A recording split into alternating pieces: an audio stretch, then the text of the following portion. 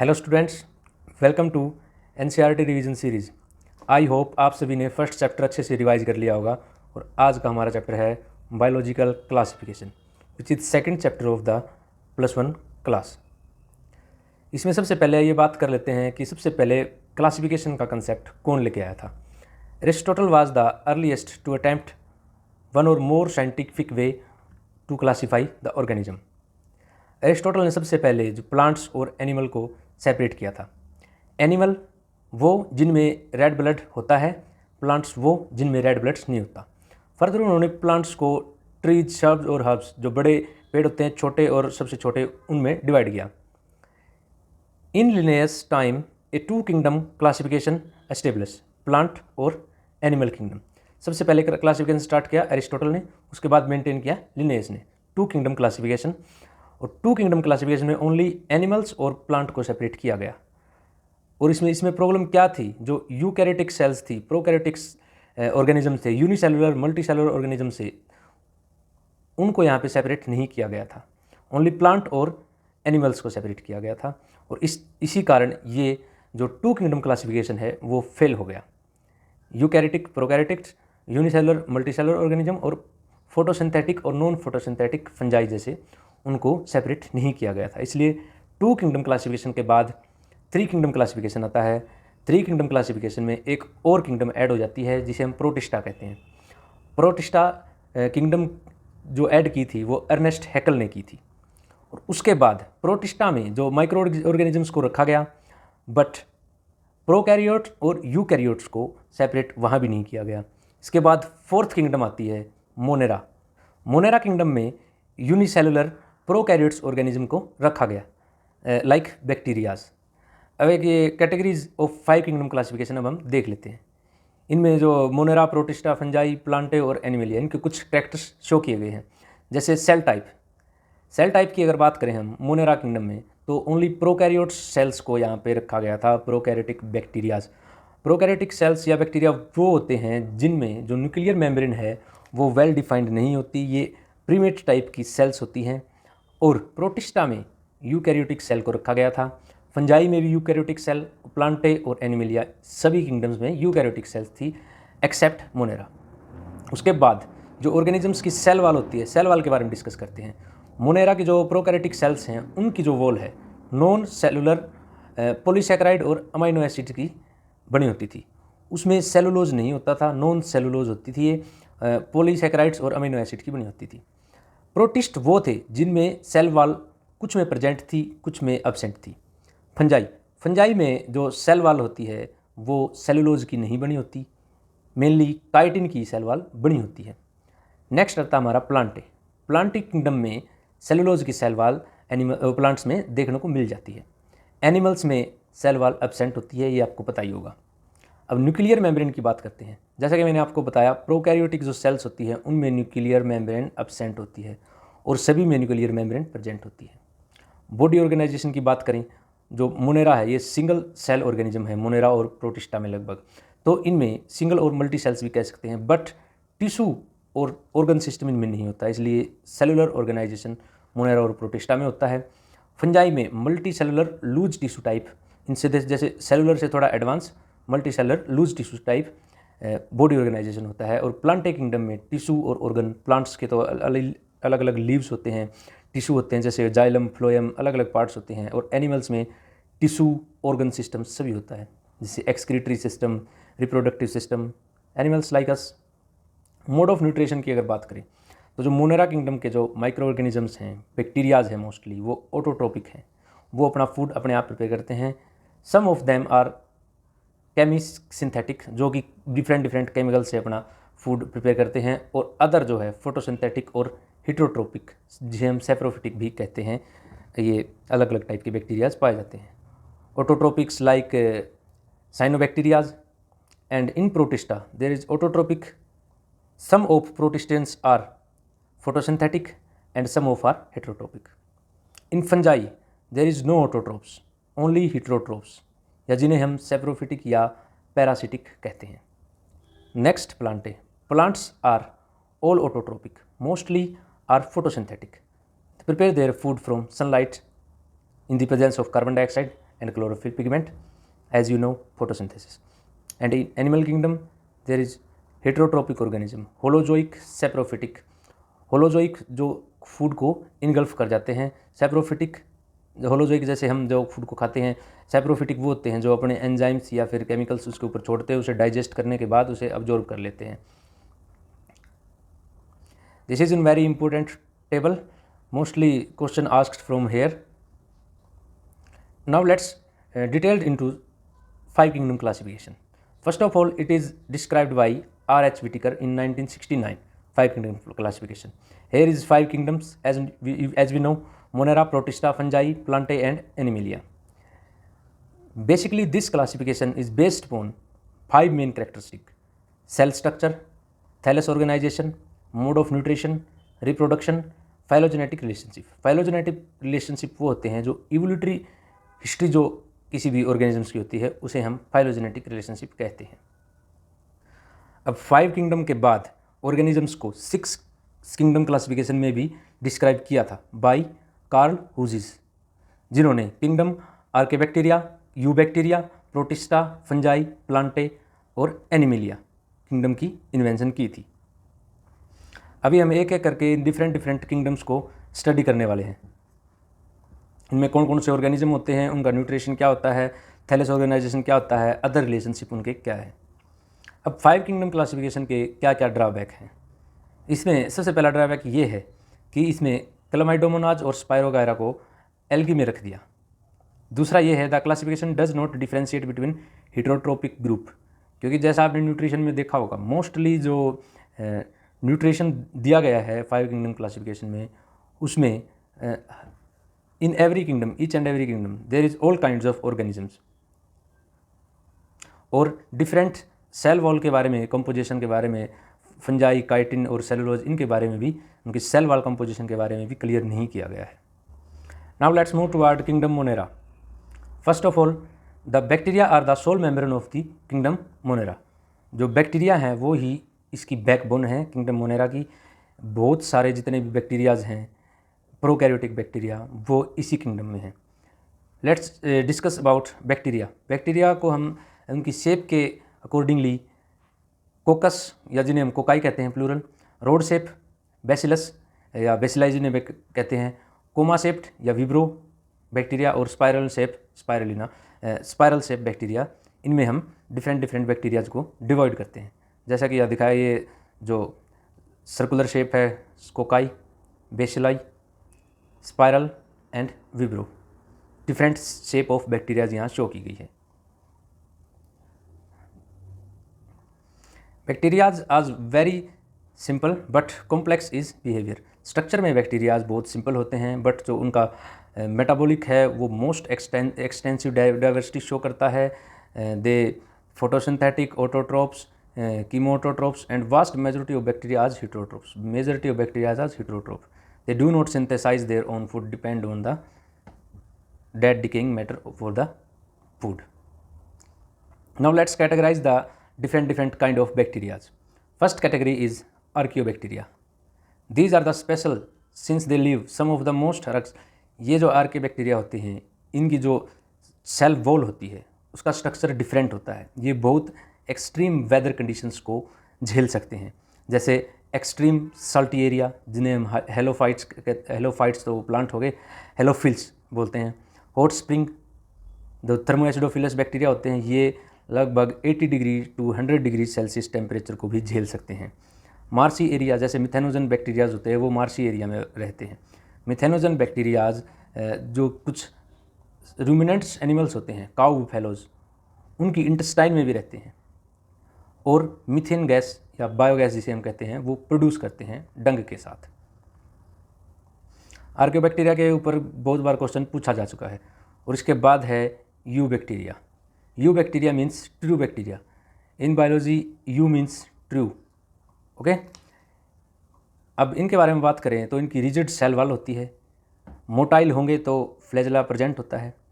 और you bacteria में कौन कौन से बैक्टीरिया आते हैं? साइनोबैक्टीरियाज, जिन्हें हम ब्लू ग्रीन एल्गी कहते हैं, जिनमें क्लोरोफिल ए होता है, जो हमारे प्लांट्स होते हैं, फोटोसिंथेटिक प्लांट होते हैं, वैसा ही कंपाउंड है जैसा प्लांट्स में पाया जाता है. Cyanobacterias are unicellular, colonies form करते हैं, क्लोनिकल होते हैं।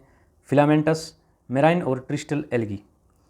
The colonies are generally surrounded by gelatinous sheath, इनकी जो क्लोनीज होती हैं वो जनरली जेलिटेनियस सीथ से सराउंडेड होती हैं। They often form bloom in polluted water bodies, ये पोल्यूटेड वाटर बॉडीज़ होती हैं, हाईली पोल्यूटेड वाटर बॉडीज़ होती है, वहाँ पर भी ग्रो कर जाते हैं। कुछ इनमें से ऐसे होते हैं जो नाइट्रोजन फिक्स करते हैं, जैसे नोस्टोक एनाबिना। ये यहाँ पे नोस्टोक का स्ट्रक्चर दिया गया है जिसमें हिट्रोसिस्ट दिखाया गया।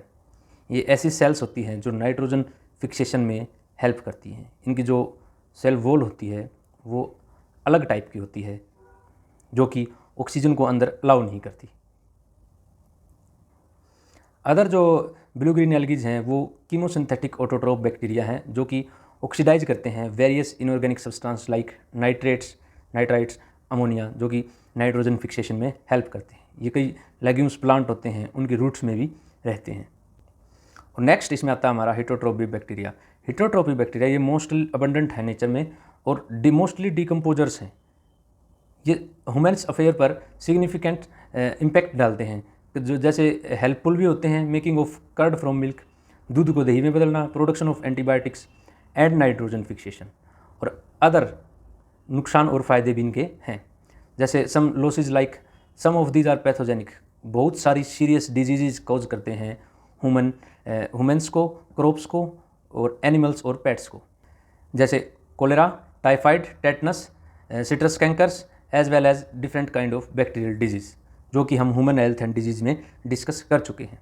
जो बैक्टीरिया होता है उसमें डीएनए ट्रांसफ़र करने के लिए रिप्रोडक्शन मेनली बाइनरी फिजन से होता है, बट एक बैक्टीरियम से दूसरे बैक्टीरियम में डीएनए अपना वो ट्रांसफ़र कर सकते हैं with the help of pili and fimbriae, a structure which is use by bacterias to hold something, and cilia and mostly flagella are present on the bacterias which is help them to move. Mycoplasma are the lack of cell wall. These are the smallest living organism on the earth. They can survive without oxygen, and mycoplasma also caused many diseases to plants and animals. अगर हम nitrogen fixation की बात करें तो bacterias nitrogen fixation में help करते हैं, economically बहुत ही बेनिफिट होता है उनका। और nitrogen fixer, let's talk about these, fix atmospheric dinitrogen into ammonia. ये एटमॉस्फेरिक N2 जो फॉर्म में होती है उसको अमोनिया में बदलते हैं। कुछ फ्री लिविंग होते हैं और कुछ सिम्बायोटिक एसोसिएशन रखते हैं। Free living non symbiotic nitrogen fixation organisms bacterias like aerobics, Azotobacter, Azospirillum, Beijerinckia, Klebsiella, ये फ्री लिविंग एरोबिक हैं। And other symbiotic associated nitrogen fixator are rhizobium root nodules और of the legumes में ये present होते हैं। Legumes की जो root की जो गांठें होती हैं, नोड्यूल्स होते हैं, उनमें राइजोबियम प्रेजेंट होते हैं। And one of the most important symbiotic association can be seen with azolla which is a water fern and Anabaena, A bacteria. These are both are found in paddy plants or which highly significant in fixation of nitrogen, which is also useful for the farmers. कुछ harmful effect भी होते हैं bacterias के, जैसे spoilage of food. Some of the denitrifying bacterias are also exist. A very important questions related with bacterias respiration. Mesosomes are help in respiration of the bacteria. Mesosomes are the some folding of bacterial membrane, and this is very important. Our next kingdom is kingdom Protista, which is discovered by Ernest Haeckel. In Protista there is eukaryotes are placed, and the boundaries of this kingdom is not well defined because they are photosynthetic. Protistian can photosynthesize and make their own food, and the chemicals and the chlorophylls A like pigments are present in Protistian which belong to larger plant. So some of scientists are confused that these are plants. In this book we includes chrysophyte, dinoflagellate, euglenoid, slime molds and protozoan under Protista.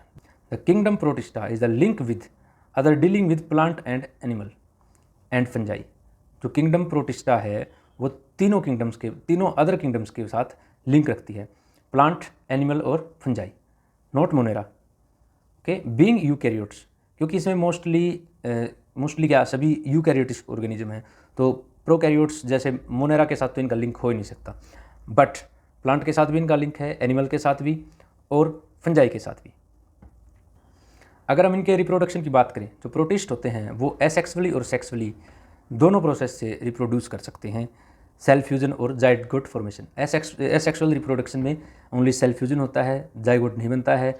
Sexual reproduction में zygote की formation होती है। और अब हम एक एक protist के बारे में डिस्कस करने वाले हैं। सबसे पहला हमारा क्राइसोफाइट। क्राइसोफाइट्स, जिन्हें हम डायटम या फिर गोल्डन एल्गी या फिर डेस्मिड्स कहते हैं, ये मोस्टली फ्रेश वाटर और मेराइन वाटर दोनों तरह के एनवायरनमेंट में पाए जाते हैं, और ये पेसिवली फ्लोट करते हैं इन वाटर लाइक फाइटोप्लैंक्टन या फाइटोप्लैंक्टन भी इन्हें हम कहते हैं। ये फोटोसिंथेटिक होते हैं, और जो इनकी शेप होती है, जो इनके आउटर सेल की शेप होती है वैसे होती है, एक सोप बॉक्स के आकार की होती है, जिसमें दो एक अपर और लोअर लीड होती है जो कि ऐसे बंद रखती है, सोप बॉक्स की तरह। एम्बेडेड विद सिलिका, जिनमें सिलिका एम्बेडेड होते हैं, और जो इनकी वॉल होती है वो बहुत ही कठोर होती है, इंडेस्ट्रिबल वॉल होती है इनकी। और जब बहुत सारे जो डायटम्स होते हैं उनकी सेल्स वॉल डिपॉजिट हो जाती है, mostly in marines areas around sea, their habitat accumulation over billion of year, बहुत मतलब बिलियंस ईयर से जो इनकी सिलिका जो इनकी वॉल है वो, जिसे हम डायटमस अर्थ कहते हैं, और ये बहुत चमकदार सॉइल होती है जो कि पॉलिशिंग के लिए, filtration of oil and syrup के लिए यूज की जाती है। Diatoms are the chief producer in the oceans. Chief producer because they are photosynthetic, they make their own food with the help of sunlight. And after this we have dinoflagellate. Dinoflagellate, जैसा ये नाम से दिख रहा है, dinoflagellate mean something about flagella. ये mostly marine और photosynthetic organisms होते हैं। They appear yellow, green, blue और depending upon their pigment they are different colour. इनकी सेल वॉल जो होती है वो स्टिप सेलुलोज प्लेट से बनी होती है ऑन आउटर सरफेस, और इनमें 2 फ्लैजला होते हैं, एक लॉन्गिट्यूडिनल और एक ट्रांसवर्स फ्लैजला, जो कि वॉल प्लेट में पाया जाता है। They show very strong movement of their flagella, sometime they make sea appear red when most of the red dinoflagellate accumulate at a place, and they move with their flagella and see become red, so red tides जिन्हें हम कहते हैं। some of these are release toxins which is very harmful to other animals, other marine जो animals होते हैं, समुद्री जीव होते हैं, उनको हार्म पहुँचाते हैं।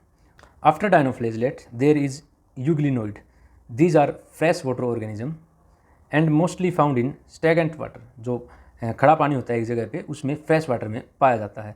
जो इनकी आउटर कवरिंग होती है वो पेलिकल की बनी होती है, प्रोटीन इन नेचर होती है, जो कि इनकी बॉडी को फ्लेक्सिबल बनाती है। इनके पास भी 2 फ्लैजला होते हैं, एक शॉर्ट एक long. So these are photosynthetic in presence of sunlight, but in the absence of sunlight they become predators, they hunt small organisms, and interestingly their pigments which required for photosynthesis are identical to higher plants. So euglena is also called a connecting link between plants and animals. Here you can see in NCERT there is euglena diagram which is shown here. A big flagella and second is small flagella. After euglena there is slime mold is here, and slime molds are saprophytic protist. ये saprophytic होते हैं, ये photosynthesise नहीं करते। ये जो other dead decaying organisms होते हैं और डेड डिकेइंग लीव्स होते हैं, ऑर्गेनिक मैटर होता है, उसी पे सर्वाइव करते हैं। स्टेबल कंडीशन में मतलब फेवरेबल कंडीशन में क्या करते हैं, ये एग्रीगेशन करते हैं और प्लाज्मोडियम की फॉर्मेशन कर लेते हैं। ध्यान में रखना है स्टेबल कंडीशन में, but during unfavourable condition Plasmodium जो होता है इनका डिफ्रेंशिएट करता है, जो कि फ्रूटिंग बॉडीज़ बनाता है, स्पोर बियर्स करता है, और इनका जो स्पोर्स फिर ब्रस्ट हो जाता है, जो इनका स्पोर बियरिंग प्लाज्मोडियम होता है वो ब्रस्ट हो जाता है, और उसके बाद spores spread around and become germinate as a new slime mould. The spore are dispersed by air, जो इनके स्पोर्स होते हैं वो एयर के साथ डिस्पर्स करते हैं। Next is protozoans. Protozoans are heterotrophs and live as predator and parasite. ये पैरासाइटिक प्रोटोजोआंस हैं जो कि believe to primitive relative of the animals. Animals के रिलेटिव इन्हें क्यों बताया गया है? Because these can live inside a human body और other animal body as a parasite. And few of the example of these protozoans are given here. Amoeboid protozoan, amoeboid protozoans में जो protozoa आते हैं मोस्टली अमीबा, जो इनकी movement होती है वो with the help of pseudopodia होती है, और ये mostly fresh water, sea water और मॉइस्ट सॉइल में रहते हैं। They move with the help of pseudopodia to capture their food. Pseudopodia का मतलब आपको पता ही होगा, फॉल्स फिट होते हैं। These are basically feet like projections. And amoeba marine form जो इनकी होती है वो सिलिका सेल उनके सरफेस पर होता है। कुछ एग्जांपल इनके दिए गए हैं, जैसे एंटमीबा हिस्टोलिटिका पैरासाइट्स, जो कि ह्यूमन्स को भी इन्फेक्शन कोज करते हैं। Next is flagellated protozoan. Flagellated protozoans ये आइदर तो फ्री लिविंग हो सकते हैं और पैरासिटिक फॉर्म, दोनों टाइप में पाए जाते हैं। इनके पास फ्लैजला होता है, as seems from their name. They cause disease such as sleeping sickness which is caused by the biting of CC fly and other example जैसे ट्राइपोजोमा प्लेडियम, जो कि STD कोज करता है in humans. Other protozoans like ciliated protozoan. Ciliated protozoan these are aquatic actively moving because their presence of 1000 cilia. इनमें क्या होता है, जो बहुत सारे सिलियाज प्रेजेंट होते हैं इनकी बॉडी पर, जो कि इनकी मूवमेंट में हेल्प करते हैं, फूड कैप्चरिंग में हेल्प करते हैं। अगर सिलेटेड प्रोटोजोआन के एग्जाम्पल की बात करें तो पैरामीशियम का डायग्राम ऊपर दिया गया था। और next is sporozoans. These are very very dangerous parasite like plasmodium, जो कि हमारे ह्यूमन्स को मलेरिया काज करता है। मलेरियल पैरासाइट ये होते हैं, cause malaria which has staggering effect on human population. These are diverse organisms that have infectious spore like, जो इन्फेक्शन कोजिंग जो इनका एजेंट होता है वो स्पोर लाइक होता है। जैसे in case of malaria there is sporozoite जो इनिशियल इन्फेक्शन जो ह्यूमन को कोज करता है, स्पोरोजोइड कोज करता है। आज की क्लास हम यहीं पर बाइंड करते हैं, और नेक्स्ट क्लास में किंगडम फंजाई, एनिमेलिया और प्लांटे, इन किंगडम्स का रिवीजन करने वाले हैं। Thank you.